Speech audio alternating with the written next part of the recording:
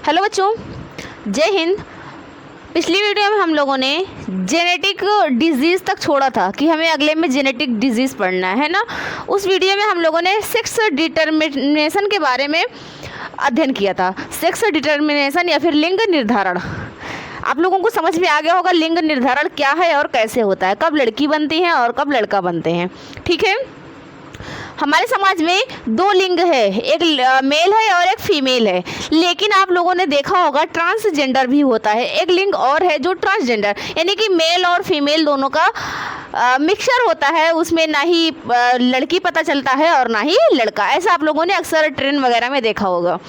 तो कैसे वो बन जाते हैं उसके बारे में आज हम लोग जानेंगे। तो वो कोई जो है उनके अंदर की समस्या जो सिर्फ इतनी है, वो ऐसा क्यों होता है, तो उनके गुणसूत्र में ही परिवर्तन के कारण वो, उसे हम कह सकते हैं वो सिर्फ और सिर्फ जेनेटिक डिजीज़ है, एक उनके अंदर वो बीमारी है। ठीक है, तो आज उसी को हम लोग समझते हैं। तो जो जेनेटिक डिजीज़ है वो दो प्रकार से होती है, एक तो संरचनात्मक परिवर्तन और दूसरा होता है संख्यात्मक परिवर्तन। ये संरचनात्मक परिवर्तन क्या है और संख्यात्मक परिवर्तन क्या है, चलिए हम लोग देखते हैं। हमने उस दिन बताया था कि जो जेनेटिक डिजीज़ होती है वो कहीं ना कहीं गुणसूत्रों में परिवर्तन के कारण होती है। जेनेटिक डिजीज़ किसे कहते हैं, तो जेनेटिक डिजीज़ का मतलब होता है गुणसूत्रों में परिवर्तन। गुणसूत्रों यानी कि क्रोमोसोम में परिवर्तन। ये बताइए 46 गुणसूत्र मानव के शरीर में है, 23 जोड़ी गुणसूत्र है। यदि वो बिल्कुल ठीक है तो क्या कोई ऐसी डिजीज़ हो पाएगी? बिल्कुल नहीं होगी, क्योंकि जो गुणसूत्र है सब ठीक है तो कोई जेनेटिक डिजीज़ होगी ही नहीं, क्योंकि गुणसूत्रों पर ही होती है जेनेटिक। क्योंकि एक जेनेटिक का मतलब ही आनुवंशिक होता है। तो जेनेटिक होगी कब? जब एक पीढ़ी से दूसरी पीढ़ी में जाएगी तो उसे हम आनुवंशिक कहेंगे, है ना। तो जेनेटिक डिजीज़ यानी कि गुणसूत्रों में ही कुछ ना कुछ परिवर्तन होता होगा, जिसके कारण जेनेटिक डिजीज़ यानी कि आनुवंशिक बीमारी हो जाती है। तो जेनेटिक डिजीज़ गुणसूत्रों में या तो संरचनात्मक परिवर्तन होगा या तो संख्यात्मक परिवर्तन होगा। मतलब ये तो गुणसूत्रों की संरचना में कुछ परिवर्तन, गुणसूत्र है इसकी संरचना में, यानी कि कुछ इसमें खराबी आ जाए, कहीं गुणसूत्र में कहीं कुछ खराबी आ जाए, इसकी संरचना में कुछ परिवर्तन हो जाए। ये गुणसूत्र है, ठीक ठाक गुणसूत्र है, मान लीजिए ठीक ठाक है, और ये जो है खराबी वाला गुणसूत्र है। तो ये सही गुणसूत्र है तो इससे कोई बीमारी नहीं है। लेकिन यदि गुणसूत्र में कुछ खराबी आ जाए तो कोई बीमारी होगी, और वो बीमारी अगर गुणसूत्र पे है तो वो अगली पीढ़ी में जाएगी ज़रूर, क्योंकि गुणसूत्र अगली पीढ़ी में जाता है, यही होता है ना। तो गुणसूत्र में यदि बीमारी है तो अगली पीढ़ी में जाएगी ही जाएगी। तो संरचनात्मक परिवर्तन से होने वाली बीमारी का मतलब ये हुआ कि गुणसूत्र की संरचना में कुछ परिवर्तन, कुछ खराबी आ जाए। अपनी भाषा में समझे तो जो गुणसूत्र है हमारा 46 जोड़ी, उन 46 जोड़ी गुणसूत्र है, 46 जोड़ी गुणसूत्रों में उसकी कहीं ना कहीं संरचना में कुछ खराबी आ जाए, गुणसूत्रों में कुछ थोड़ा सा खराबी आ जाए। और गुणसूत्रों में अगर थोड़ा सा खराबी हुई तो कोई ना कोई बीमारी आ जाएगी। तो संरचनात्मक परिवर्तन से होने वाली हम लोग दो बीमारियों के बारे में आज पढ़ेंगे। वो कौन कौन है? आप लोगों ने नाम सुना होगा। एक है वर्णांधता,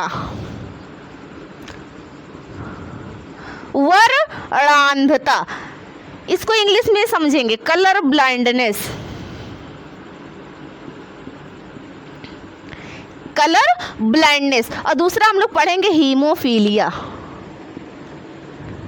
हीमोफीलिया। ये गुणसूत्र की संरचना में परिवर्तन के कारण होती है दो बीमारी।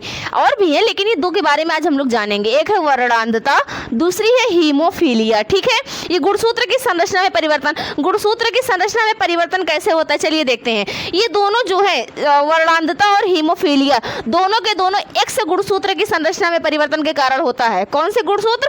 एक्स गुणसूत्र। ये बताइए एक्स गुणसूत्र फीमेल में होता है? होता है। फीमेल में दोनों एक्स ही होता है। फीमेल में 44+X ही तो होता है। उस दिन हमने बताया था लिंग निर्धारण में 44+XX, यानी कि इसके एक्स गुणसूत्र पे होगा क्या होगा? या तो फीमेल जो है हीमोफीलिया होगा, दूसरा या तो वर्णांधता होगा। एक्स गुणसूत्र में खराबी आएगी। यदि मान लीजिए इस एक्स गुणसूत्र में कोई खराबी आ गई, मान लीजिए खराबी है तो इसको हम ऐसे गोला कर देते हैं, इसमें खराबी है, यानी कि अगर एक्स गुणसूत्र में खराबी है तो या तो हीमोफीलिया होगा, अगर हीमोफीलिया वाला जीन होगा तो हीमोफीलिया होगा, नहीं तो वर्णांधता होगा, यही तो होगा। तो पुरुष में जो गुणसूत्र होते हैं वो 44+XY होते हैं ना। तो इसके भी एक्स वाले पे खराबी होगी तो ये हीमोफीलिया हो जाएगा, है ना, या फिर वर्णांधता हो जाएगा। चलिए इसको हम लोग थोड़ा और डिटेल से देखते हैं।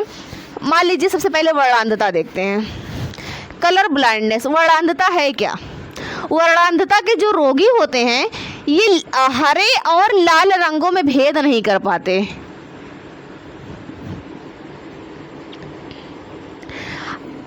वीडियो देखने के बाद जब आप लोग इसको पढ़ लीजिएगा, उसके बाद आप लोग गूगल पे सर्च करिएगा कि जो कलर ब्लाइंडनेस पेपर टेस्ट एक होता है, गूगल पे आप सर्च करेंगे तो आपको मिलेगा।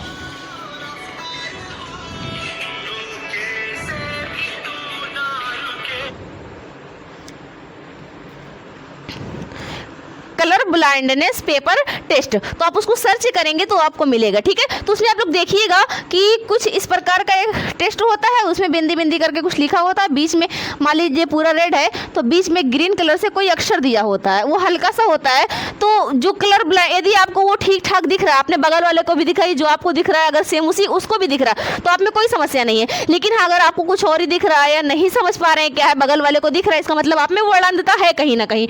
लेकिन जो यह वर्णांध व्यक्ति होता है, यानी कि जिसके शरीर में एक्स गुणसूत्र में कोई खराबी आ गई और उसको वर्णांध रोग हो गया, वो लाल और ग्रीन रंग में अंतर नहीं कर पाएगा, उसको समझ में नहीं आएगा ये लाल है या ग्रीन, ये कैसे मतलब कब हुआ समझ ही नहीं पाता है। जैसे क्या लाल और जो वर्णांध व्यक्ति है वो क्या कभी कोई ड्राइवर बन सकता है? नहीं बन सकता, क्योंकि वो जब गाड़ी चलाएगा तो सिग्नल पर जाएगा तो कब लाल सिग्नल हो गया, कब हरा हो गया, उसको समझ में नहीं आएगा। लाल है, मान लीजिए रुका है, कब हरा हो गया उसको पता ही नहीं चलेगा, क्योंकि वो लाल और हरे रंग में भेद कर ही नहीं पाता है ना। तो जो वर्णांध व्यक्ति है वो लाल और हरे रंग में अंतर नहीं कर पाता है। ये कब होता है? एक्स गुणसूत्रों की संरचना में परिवर्तन के कारण। मान लीजिए एक व्यक्ति है, एक आदमी है, इसकी एक्स गुणसूत्र की संरचना में परिवर्तन हुआ, सी लिख देते हैं, इससे कलर ब्लाइंडनेस दिखेगा, इंग्लिश उसकी होती है, ठीक। एक्स वाई है, एक्स गुणसूत्र होगा, उसी की संरचना में परिवर्तन के कारण जो है वो बनेगा, तो एक्स गुणसूत्र पर होगा, वाई गुणसूत्र पर तो होगा नहीं। ये फीमेल है, इसके दोनों एक्स पर होगा, कितने पे होगा? दोनों एक्स पे होगा।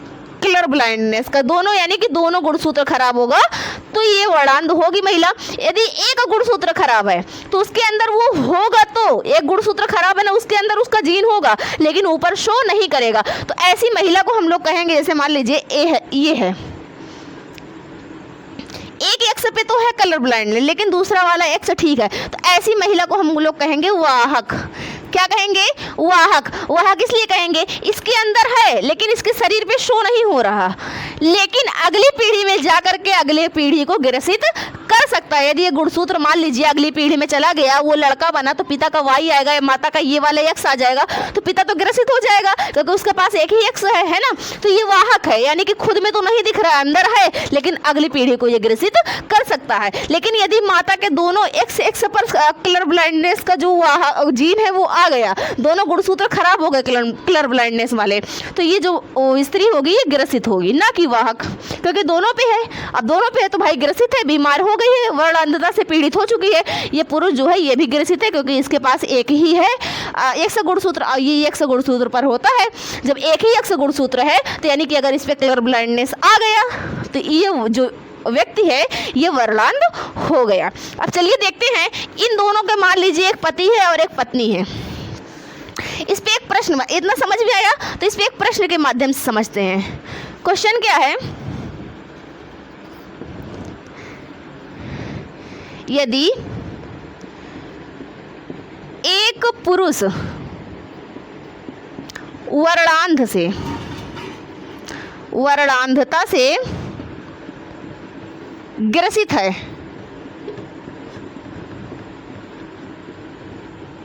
और महिला यानी कि उसकी पत्नी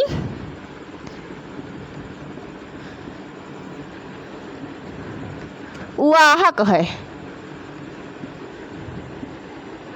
तो संतान कैसी होगी, यानी कि उनके जो आने वाले बच्चे हैं वो कैसे होंगे, है ना। चलिए देखते हैं।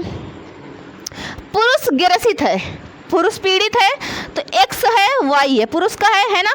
तो लिंग गुणसूत्र लेंगे 44 तो होता ही है सब में, वो तो सबको पता है, ठीक। एक्स है और वाई है तो इसका मतलब इसके जो है एक्स वाला गुणसूत्र पीड़ित है, सी से हमने दिखा दिया पीड़ित है, ठीक। महिला जो है वाहक है, हमने बताया एक पे होगा तो महिला वाहक होगी और जब दोनों पे हो जाएगा तो ग्रसित होगी। यदि महिला के एक पे है तो वो ग्रसित नहीं होगी, अगली पीढ़ी में जा सकता है। तो देखिए वहाँ का एक पे होगा दूसरा ठीक रहेगा, इसका जो दूसरा गुणसूत्र है जोड़ा वो ठीक रहेगा, लेकिन एक जो है वो पीड़ित रहेगा, लेकिन इसका जो ये रोग है वो शो नहीं करेगा, वो केवल वाहक का काम करेगा, ठीक। अब देखिए इन दोनों के बीच में मान लीजिए संकरण हुआ, आपस में फर्टिलाइजेशन यानी कि निषेचन हुआ, ठीक। जब निषेचन हुआ तो ये वाला एक्स गुणसूत्र इससे मिलेगा, हो सकता है ये वाला गुणसूत्र इससे मिल जाए, तो क्या बनेगा एक्स कलर ब्लाइंडनेस वाला और ये वाला एक्स ये भी कलर ब्लाइंडनेस। तो ये बताइए एक्स एक्स जो है ये लड़की बनाता है या लड़का? एक्स एक्स लड़की होती है ना, लड़कों में एक्स वाई होता है, तो ये जो लड़की है कैसी बनी? ये जो लड़की है दोनों पे कलर ब्लाइंडनेस का जीन प्रेजेंट है, इसका मतलब ये लड़की जो है वर्णांध है, वर्णांध लड़की हुई ना, वर्णांध लड़की। यदि मान लीजिए यही एक्स वाला गुणसूत्र दूसरे वाले से मिल जाए तब क्या होगा? एक पे तो है और दूसरे पे नहीं है, तो ये वाहक लड़की होगी, क्या होगा? वाहक लड़की होगी, यही तो होगा। यदि मान लीजिए ये वाई है, फर्स्ट वाले एक्स से मिल जाए तो क्या होगा? एक्स के पास तो इसमें वर्णांध का है तो ये तो होगा और वाई है, यानी कि ये लड़का बनेगा। एक्स वाई है तो लड़का बनेगा, और लड़का बनेगा, लड़के में एक ही एक्स गुणसूत्र होता है और वो कौन सा है? वर्णांध वाला है। तो ये बताइए लड़का कैसा होगा? तो ये ग्रसित होगा। लड़का कैसा होगा? तो ये ग्रसित लड़का होगा, यानी कि वर्णांध लड़का होगा, चाहे ग्रसित कह लें या फिर वर्णांध। ग्रसित किससे ग्रसित? तो वर्णांध से ग्रसित, ठीक। और यदि मान लीजिए यही वाला वाई दूसरे वाले एक्स से जा करके मिल जाए तब ये वाई ठीक है और ये वाला एक्स भी ठीक है, तो ये लड़का कैसा बनेगा? लड़का जो होगा वो सामान्य होगा, वो कितना ही वाहक हो। लड़के तो वाहक होते भी नहीं क्योंकि उनके पास एक ही है, वो अगर रोगी हो जाएगा तो वर्णांध हो जाएगा, इसके पास लड़के वाहक नहीं होते। तो यदि ये कुछ नहीं है तो ये लड़का जो है वो सामान्य होगा। अब देखिए एक माता पिता की जो संतान होगी उसमें लड़की जो होगी वो 25% लड़की जो होगी वो वर्णांध होगी और 25 जो लड़की होगी वो वाहक होगी, और जो एक लड़का है यानी कि 25% लड़का होगा वो वर्णांध होगा और 25% जो लड़का है वो सामान्य होगा। उसको हम ऐसे कर सकते हैं 1:1:1:1। एक का जो रेशियो ये क्या शो करा रहा है? यानी कि लड़की जो है वो वर्णांध है पूर्ण रूप से, दूसरा 1 जो है वो ये क्या शो करा रहा है? वाहक लड़की है ना, और तीसरा जो है ये क्या शो करा रहा है कि लड़का जो है वो वर्णांध है, ग्रसित है। जो चौथा शो करा रहा है वो सामान्य लड़का शो करा रहा है। समझ में आया कि वर्णांध क्या है? एक प्रश्न और लेते हैं, आपको समझाते हैं।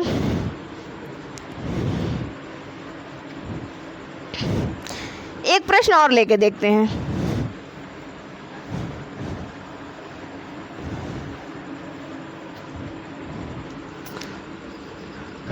क्वेश्चन नंबर 2 है, यदि मान लीजिए पुरुष है वो ग्रसित है और जो महिला है वो भी ग्रसित है,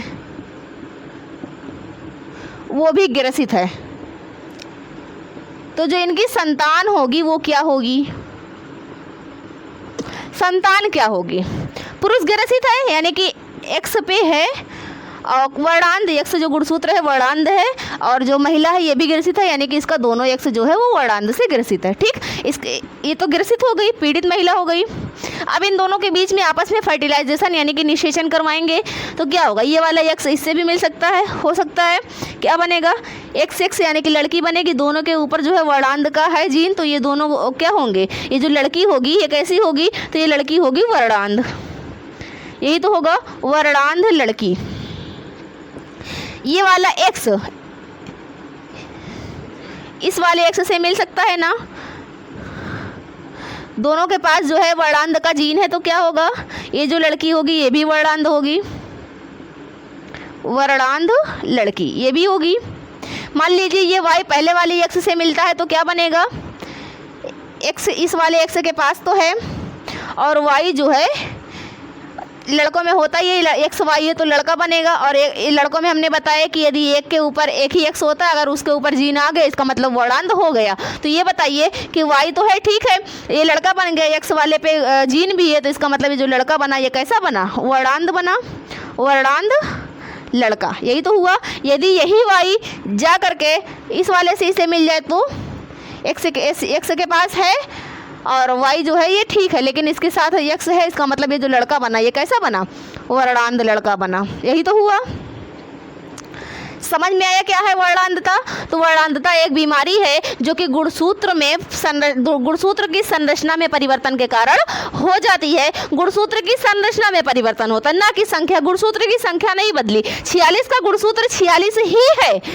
हमने कहीं गुणसूत्र को 47 बताया नहीं, गुणसूत्र 46 होता है, 46 ही है, लेकिन जो 44 तो दैहिक है वो तो ठीक ठाक है, लेकिन जो दो गुणसूत्र एलोसोम होता है यानी कि लिंग गुणसूत्र जो सेक्स क्रोमोसोम होता है उसमें कुछ खराबी आ गई, उसकी संरचना में कुछ परिवर्तन आ गया, तो जिसके कारण ये बीमारी हो गई जिसे हम लोगों ने कहा वर्णांध। इस बीमारी में क्या है कि एक लड़का या फिर एक लड़की जो भी है वो रंगों में लाल और हरे रंगों में भेद नहीं कर पाते हैं। इतना समझ में आया।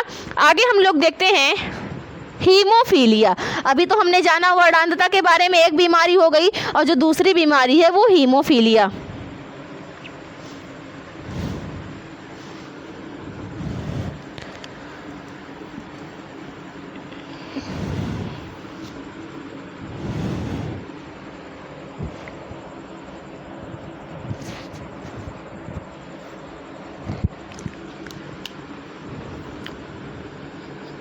हीमोफीलिया,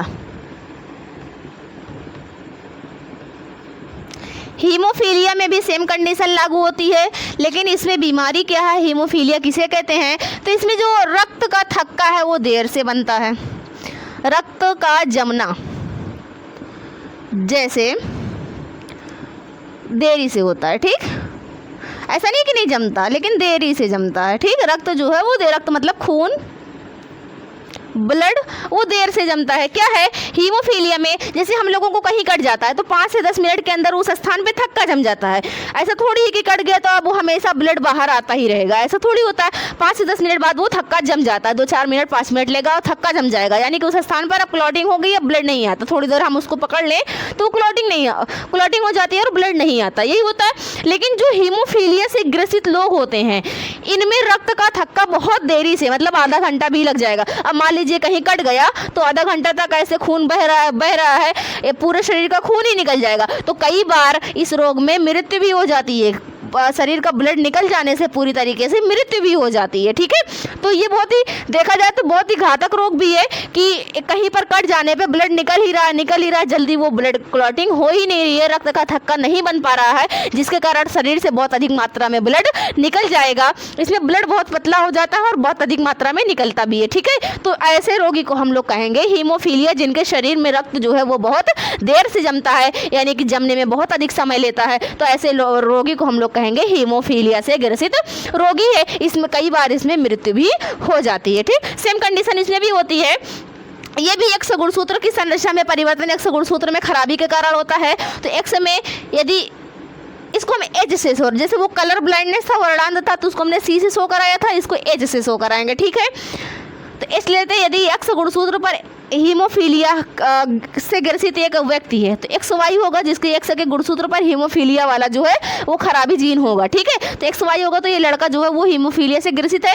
यदि मान लीजिए एक्स है, यानी कि ये लड़की है और लड़की है, यदि मान लीजिए एक पे है तो ये लड़की कैसी है, वाहक हो गई। सेम कंडीशन उधर वाली अप्लाई कर दीजिए, तो ये वाहक हो गई। यदि दोनों पे है तो ये ग्रसित लड़की हो गई, यही तो होगा। दोनों पे है अगर इसका जीन हीमोफीलिया वाला तो ये ग्रसित है, और ये एक पे है क्योंकि लड़के में एक ही गुणसूत्र एक्स पे ही पाया जाता है, एक ही गुणसूत्र है तो ये भी ग्रसित है। लेकिन यदि लड़कियों में केवल एक पर है तो वाहक है, जो हमने आपको वर्णांध में भी समझा दिया। इसका भी एक प्रश्न लेके समझते हैं कि कैसे हीमोफीलिया के जो रोग हैं वो संतान में ट्रांसफर होते हैं। संतान में जाएगा ना कि नहीं जाएगा, क्योंकि ये एक्स गुणसूत्र पर है, लिंग गुणसूत्र पर है, और गुणसूत्र पर है तो वो अगली पीढ़ी में हो जाएगा जरूर, है ना। गुणसूत्र पर है तो अगली पीढ़ी में जाएगा, तो माता पिता से बच्चों में भी होगा। तो चलिए देखते हैं क्या है।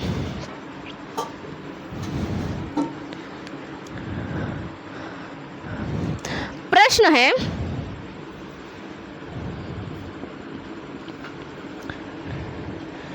पिता या फिर पुरुष कुछ भी कहें, पिता जो है वो हीमोफीलिया से ग्रसित है। पिता जो है वो हीमोफीलिया से ग्रसित है, ठीक। और माता जो है, माता सामान्य ले ले इस बार, पिछले में आप सेम कंडीशन है, समझ जाएंगे आप लोग। माता सामान्य, माता को ना ही माता वाहक है और ना ही ग्रसित है, माता बिल्कुल सामान्य है। तो देखिए पिता अगर ग्रसित है क्या होगा, एक्स वाई पिता का गुणसूत्र है, इसके एक्स पर एच होगा, यही होगा, ये ग्रसित हो गया। माता है एक्स एक्स है, सामान्य है, इसके ना वाहक है और ना ही ग्रसित है, इसका मतलब सिंपल सादा एक्स एक्स रहेगा। ये बताइए अब इनकी संतान में क्या होगा। यदि मान लीजिए ये वाला एक्स है, इस वाले एक्स से जा करके मिल गया तो क्या होगा, एक्स के ऊपर इस पहले वाले जो पिता का एक्स है ये तो ग्रसित है, इसके एक्स के ऊपर हीमोफीलिया का जीन है, माता वाले में नहीं है। तो ये एक्स एक्स क्या बनी, लड़की बनी, लड़की बनी ना। और ये लड़की कैसी बनी, वाहक बनी। लड़की कैसी बनी, वाहक बनी, क्योंकि एक पर है एक पर नहीं है, ठीक। यदि यही एक्स जा करके दूसरे वाले से मिले तो ये एक्स एक्स होगा, पहले वाले पे है दूसरे पे नहीं है, तो ये भी लड़की कैसी बनी, वाहक बनी, यही तो होगा। यदि y जा करके इस x से मिले तो एक्स वाई बनेगा, और लड़का कैसा हो, एक्स वाई है, इसका मतलब लड़का होगा, और लड़का कैसा होगा, सामान्य होगा। यदि यही y दूसरे वाले x से जा करके मिले, एक्स वाई बनेगा, और ये एक्स वाई का मतलब लड़का बनेगा, और लड़का कैसा होगा, सामान्य होगा। यानी कि लड़कों में कोई रोग नहीं होगा, लेकिन लड़कियां जो है वाहक होगी, ये अगली पीढ़ी में शो करा सकती हैं। मान लीजिए अगली पीढ़ी आई, ये लड़की है, इस लड़की का जो है इस लड़के के साथ भाई बहन है, मतलब इससे नहीं हो सकती, हम बता रहे हैं। एक सामान्य लड़का मान लीजिए एक्स वाई है, दोनों के बीच में फर्टिलाइजेशन हुआ, तो एक्स है इसके इस वाले वाई के साथ मान लीजिए जा करके मिल गया ये वाला इसके साथ, तो क्या होगा, एक्स जो है ये तो इसके पास है जीन हीमोफीलिया का, और वाई जो है सामान्य है, लेकिन ये जो लड़का बने कैसा बना, हीमोफीलिया से ग्रसित हुआ। क्यों, क्योंकि जो लड़के हैं उनके पास एक ही एक्स होता है, और उस पर अगर आ गया तो इसका मतलब वो ग्रसित हो गए। लड़कियों में एक चांस होता है कि अगर एक पे आया, एक गुणसूत्र पर आया, तो वाहक ही रहेंगी, उनके अंदर नहीं होगा हीमोफीलिया, ग्रसित नहीं होगा, वाहक होंगे। लेकिन लड़कों में यदि एक आ गया तो वो ग्रसित हो जाएंगे, वो वाहक नहीं होते हैं, ठीक। एक प्रश्न और इस पे लेके देखते हैं, हीमोफीलिया पे।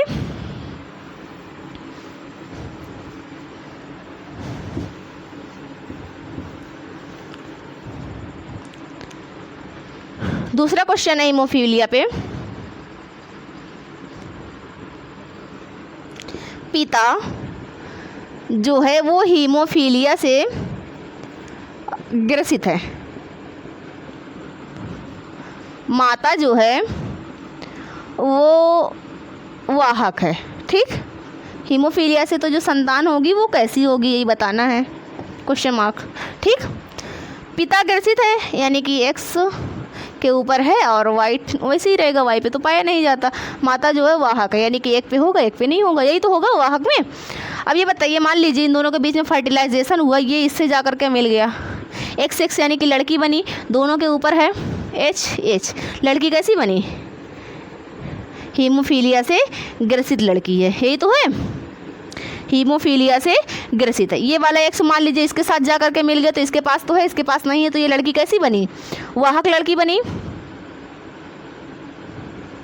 वाहक लड़की। मान लीजिए ये वाई फर्स्ट वाले एक्स से मिल गया, तो एक्स के पास तो है, वाई तो पे होता ही नहीं, तो ये जो एक्स वाई है इसका मतलब लड़का बना, लड़का कैसा बना, लड़का ग्रसित हुआ, लड़का जो है वो हीमोफीलिया से ग्रसित हुआ। मान लीजिए यही वाई एक्स नहीं है, ये हमने फर्टिलाइजेशन करवाया, यही वाई जा करके दूसरे वाले एक्स से मिल गए, एक्स वाई बना, ये लड़का कैसा बना, सामान्य बना, यही तो हुआ है ना। तो अब देखिए, एक लड़की बनी जो कि हीमोफीलिया से पूर्ण रूप से ग्रसित है, एक लड़की बनी जो कि वाहक लड़की है, अगली पीढ़ी में दिखा सकता है पर इसमें शो नहीं करेगा। एक जो है लड़का जो ग्रसित हो गया है, और दूसरा जो है वो एक लड़का सामान्य है। ये हो गया हीमोफीलिया, यानी कि जेनेटिक डिजीज में संरचनात्मक यानी कि गुणसूत्रों में संरचना में परिवर्तन के कारण होने वाली दो बीमारियां, एक वर्णांधता दूसरा हीमोफीलिया। समझ में आया। गुणसूत्र की संरचना में कुछ खराबी आ जाने से कुछ इस प्रकार की बीमारियां हो जाती हैं, जो हमने आप लोगों को बताया, और ये पीढ़ी दर पीढ़ी ट्रांसफ़र भी होती रहती हैं। दूसरा है संख्या परिवर्तन। अब संख्या परिवर्तन क्या है, चलिए वो भी देखते हैं। संख्या परिवर्तन,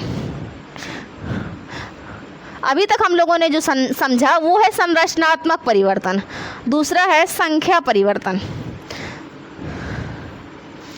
संख्या परिवर्तन में आप लोग एक शब्द सुनेंगे, सिंड्रोम। इसके बारे में अभी हमने नहीं बताया। अब देखिए ये संख्या परिवर्तन से रिलेटेड है, बस इसीलिए नहीं बताया, ठीक है। सिंड्रोम, संख्या परिवर्तन, नाम से पता चल रहा है, संख्या मतलब गिनती, गुणसूत्रों की संख्या कितनी है, 46, यही होता है। जब इस 46 गुणसूत्र में संख्या में परिवर्तन आ जाए, मतलब 47 हो जाए, 45 हो जाए, 48 हो जाए, 49 हो जाए, 50 हो जाए, 55 हो जाए, 43 हो जाए, 42 हो जाए, 41 हो जाए, यही तो होगा। संख्या परिवर्तन किसे कहेंगे? संख्या परिवर्तन मतलब 46 गुणसूत्र है, 47 हो जाए, संख्या परिवर्तन हो गई। संख्या मतलब परिवर्तन मतलब बदलाव, 46 से 47 हुआ, बदलाव हो गया, 47 हो गया तो परिवर्तन, 46 से 45 हो जाए, बदलाव हो गया, है ना। तो संख्या में परिवर्तन हुआ कि नहीं हुआ? 46 से 47 हुआ तब भी संख्या में परिवर्तन, 46 से 45 हुआ तब भी संख्या में परिवर्तन। तो सिंड्रोम किसे कहते हैं? अगर क्वेश्चन आ जाए तो क्या कहेंगे? गुणसूत्र की संख्या में परिवर्तन के कारण जो बीमारियां उत्पन्न होती हैं उन्हीं को हम क्या कहते हैं? सिंड्रोम कहते हैं। गुणसूत्र की संख्या में परिवर्तन के कारण होने वाली डिजीज़ को हम क्या कहते हैं? सिंड्रोम कहते हैं। गुणसूत्र की संख्या में परिवर्तन, गुणसूत्र की संख्या में परिवर्तन के कारण होने वाली बीमारियों को सिंड्रोम कहते हैं। क्या कहते हैं? सिंड्रोम। सिंड्रोम को हिंदी में भी सिंड्रोम कहते हैं, इंग्लिश में भी सिंड्रोम कहते हैं, ठीक, सिंड्रोम कहते हैं। आज हम लोग सिंड्रोम बहुत सारे होते हैं, लेकिन आज हम लोगों को जो पढ़ना है वो ये है, 4-5 सिंड्रोम के बारे में हम लोग जानेंगे, ठीक है। तो जो नंबर 1 पे है वो है Klinefelter syndrome. Klinefelter syndrome.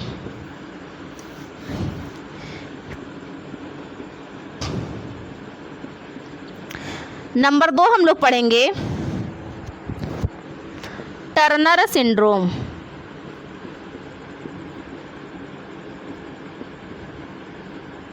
Number 3 पढ़ेंगे एडवर्ड सिंड्रोम।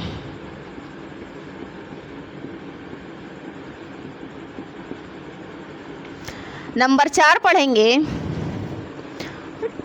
Downs syndrome.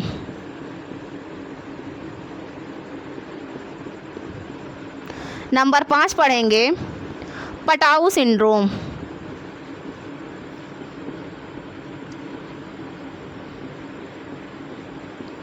चलिए इन 5 सिंड्रोमों के बारे में जानते हैं।